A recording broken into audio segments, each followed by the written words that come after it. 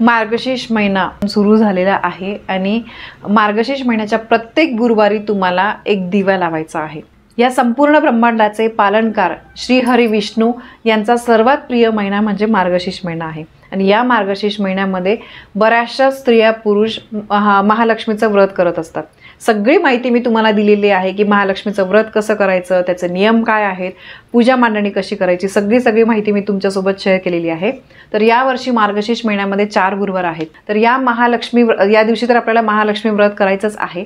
जर तुम्ही महालक्ष्मी व्रत करत असाल तर अतिउत्तम, पण काही कारणास्तव तुम्हाला जमत नाहीये तर तुम्ही दिव्यांचा उपाय नक्की करा।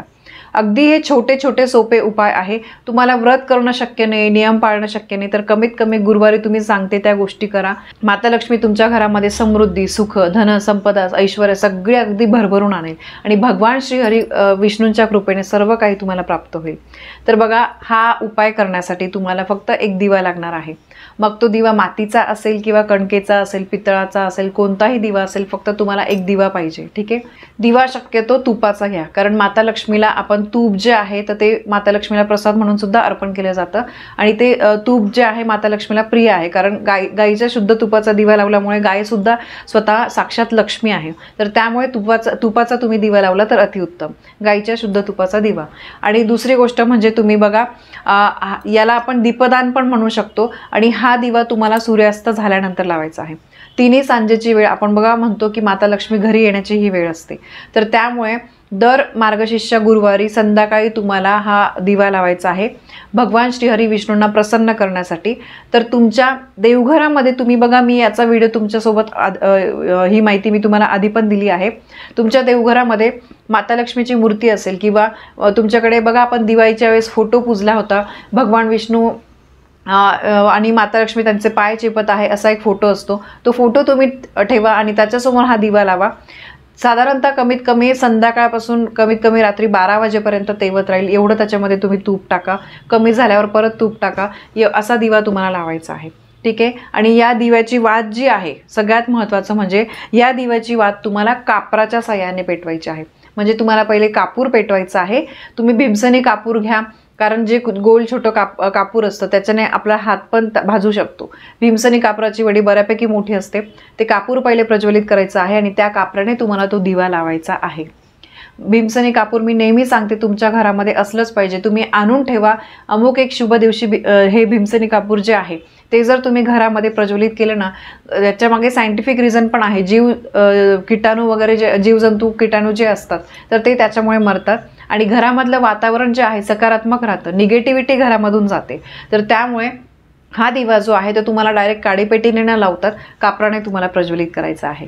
यामुळे माता लक्ष्मीची कृपा तर आपल्यावर राहीलच, परंतु भगवान श्रीहरी विष्णू सुद्धा आपल्यावर प्रसन्न होतील आणि आपल्या घरासोबतच तुमच्या घराच्या जवळपास कुठे श्रीहरी विष्णूंचं मंदिर असेल किंवा लक्ष्मीनारायणाचं मंदिर असेल किंवा कृष्णांचं मंदिर असेल किंवा प्रभू श्रीरामांचं मंदिर असेल, तिथे जाऊन तुम्हाला असा सेम दिवा तुम्हाला प्रज्वलित करायचा आहे।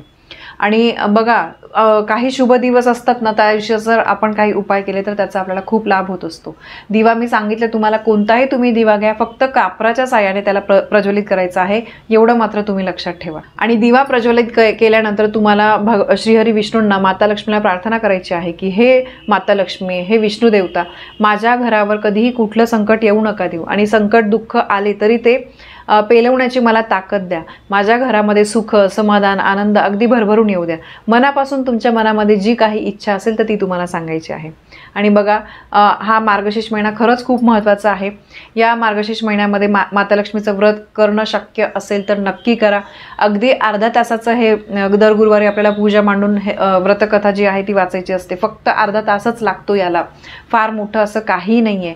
आणि नियम पण मी तुम्हाला सांगितले आहे की फार असे कडकडीत याला नियम नाही आहे। तुम्ही फक्त जे आपण म्हणतो की मांसाहार वगैरे करू नये, त्यानंतर घरामध्ये भांडण तंटा वगैरे होऊ नये, या गोष्टींची तुम्हाला काळजी घ्यायची आहे। आणि मार्गशीर्ष महिना खरंच खूप पवित्र आहे। आत्ता बघा, खंडोबांचं नवरात्र आहे, दत्त जयंती आहे, सप्ताह आहे, त्यामुळे या महिन्यामध्ये स्वामी चरित्राचं पारायण, त्यानंतर गुरुचरित्राचं पारायण सुद्धा केलं जातं। मग कमीत कमी सगळ्या गोष्टी तर शक्य नाही, पण हे जे छोटे छोटे उपाय मी तुम्हाला सांगते हे नक्की करा की जेणेकरून मग या महिन्याचा आपल्याला फायदा करून घेता येईल। तर हा दिव्याचा उपाय तुम्ही नक्की कराल अशी मी अपेक्षा करते. ही महत्त्वाची माहिती मला तुमच्यापर्यंत पोहोचवायची होती. माहिती आवडली असेल तर व्हिडिओला लाईक करा, शेअर करा.